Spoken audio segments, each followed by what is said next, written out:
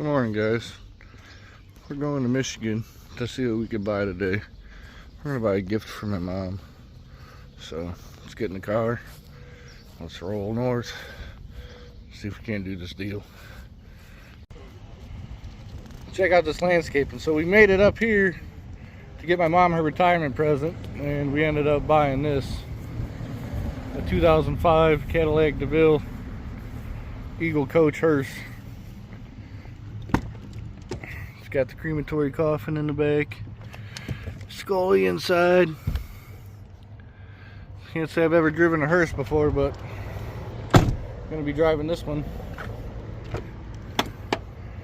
home. So, well, home to her. So we got to drive this about an hour and a half to her, and then we will. Got the lights in it. It's got underglow. So you guys will get to see when we surprise her with it.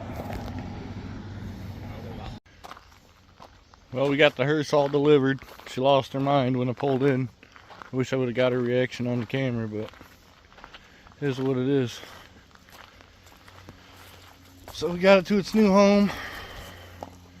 I'm gonna jump in the Audi and head home. Gotta stop by the Harley dealership and get some parts.